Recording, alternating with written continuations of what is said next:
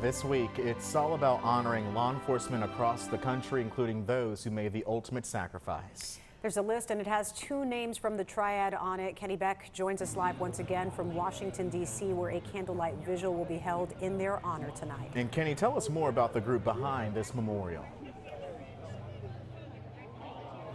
Well, the names of Greensboro Police Sergeant Dale Nix and Forsyth County Sheriff's Deputy Austin Rudelhuber were engraved into the National Law Enforcement Officers Memorial just a few weeks ago. Their names will be two of the 282 read aloud tonight. To tell us a little bit more about this evening's somber but incredibly important ceremony is Bill Alexander, CEO of the National Law Enforcement Officers Memorial Fund. Bill, great to see you. Thanks for allowing us to cover this and be here today.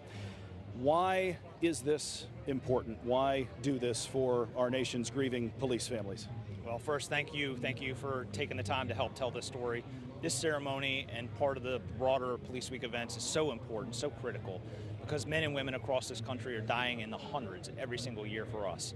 I myself retired from law enforcement just over 2 years ago. I know more than 16 men personally whose names are on these walls. And I don't say that to make the story about me, but I do think I serve as a pretty typical example. Most people in law enforcement know someone directly whose names are on our very sacred walls. And so each of those deaths represents an impact and just a shattering across the law enforcement community that's very hard to describe, and we try to honor that here tonight.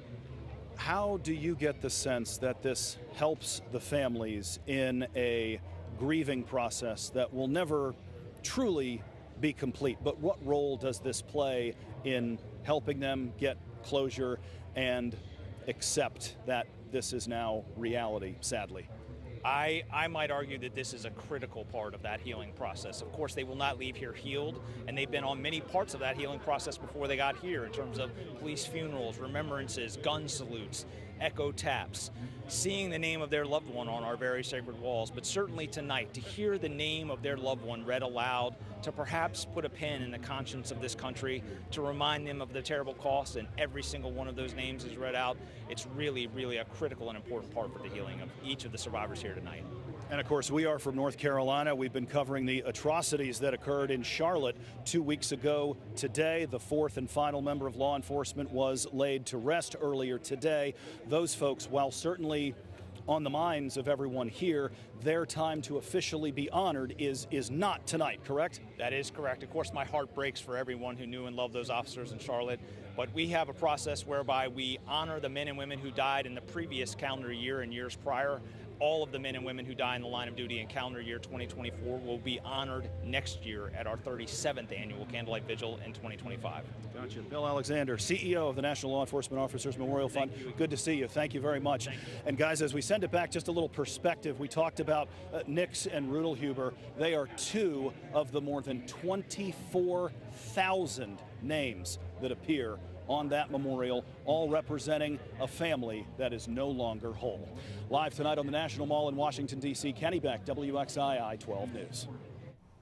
Tonight, a candlelight vigil will be held in our nation's capital. It is for fallen officers who made the ultimate sacrifice. Among them, two triad officers will be honored. And Kenny Beck joins us live tonight in Washington, D.C. ahead of that tribute later tonight. Kenny. Devontae, Christine, good evening to both of you. The family section and the colleague section, law enforcement family, loved ones, beginning to fill up here. A group of folks that, if you watched Sergeant Dale Nix's funeral services live on our air just a few months ago, there are certainly familiar faces. A lot of folks from the Family Justice Center, a lot of folks from the Greensboro PD. They just arrived and sat down moments ago. They have Sergeant Dale Nix 873 paraphernalia on. We're giving them a moment to just kind of take all this in. We are live on the National Mall, the U.S. Capitol building just behind this stage. Tonight's event put on by the National Law Enforcement Officers Memorial Fund, the Washington Monument behind us here. They're expecting upwards of 30,000 people here tonight for this candlelight vigil. Lots of families continuing to make their way through this. This has been a sad day already. We've seen a lot of tears.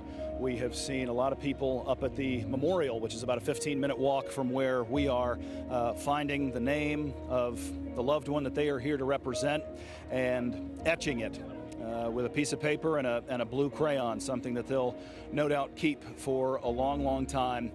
This is a slow but very calculated process of bringing first the immediate family members and then the law enforcement family to be seated in an appropriate place for this candlelight vigil, which again is set to begin at 8 o'clock tonight. They will read 282 names. Those are the names of all the people that have been newly added to the memorial. Among them, Greensboro Police Sergeant Dale Nix and Forsyth County Sheriff's Deputy Austin Rudelhuber. We will continue our coverage, of course, throughout the evening on social media. We hope to break in on our Facebook page when our North Carolina fallen officers' names are read. They are 2 of the 282 here. And of course, we'll bring you sights and sounds from a solemn but important day in our nation's capital tonight at 10 on the Triad CW and at 11 o'clock right here on WXII. For now, we'll send it back to you in the studio. Lainey, thank you. Officers and mourning families from all over the country are in Washington, D.C. tonight for an annual candlelight vigil to honor the people who lost their lives keeping our communities safe. This is part of National Police Week. WXII 12's Kenny Beck joins us live from the National Mall, where this solemn event just wrapped up. And Kenny, how was it?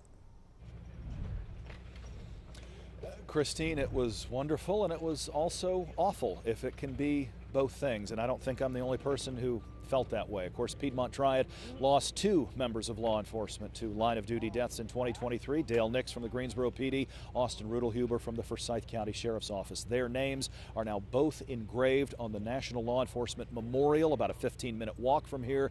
Their names are there with more than 24,000 others. Philip Dale Nix. It's known as the Roll Call of Heroes. Monday night in D.C., dozens from the Triad were there to answer the call for their loved ones and colleagues. What's it like for you being here today? It's overwhelming. It's overwhelming. I mean, you know law enforcement is a family. You just don't realize how big a family it is. Today is painfully beautiful.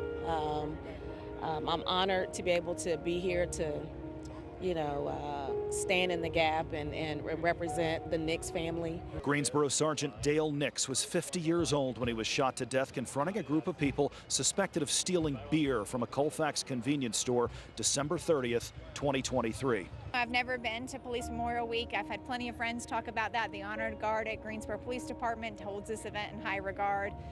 But when I stepped off that bus today, it just felt like a wave of tremendous emotion, but also pride for heroes in law enforcement. The names of Sergeant Nix and 281 other new heroes are now engraved on the National Law Enforcement Memorial, about a 15-minute walk from Monday night's vigil on the Mall. From the state of North Carolina, Austin Smith Rudelhuber. Also now on that solemn wall, Forsyth County Sheriff's Deputy Austin Rudelhuber, who was in his patrol car on Highway 150 in Davidson County when a truck driver hit him head-on early in the morning of September 9th. This national vigil was also 2 weeks to the day after the deadliest attack on law enforcement since 2016, when 4 men were gunned down trying to serve a warrant in Charlotte. Most people in law enforcement know someone directly whose names are on our very sacred walls. And so each of those deaths represents an impact and just a shattering across the law enforcement community that's very hard to describe, and we try to honor that here tonight. It's pain that you cannot fathom. And the thing about this is almost everybody here has felt that pain. And it's a pain that until you unfortunately wind up here, you'll never know what it's like.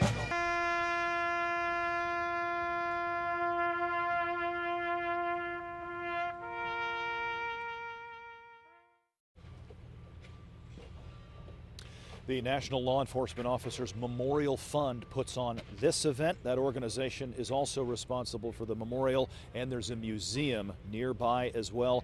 They are a nonprofit. We have a link to that group on our website, WXII12.com.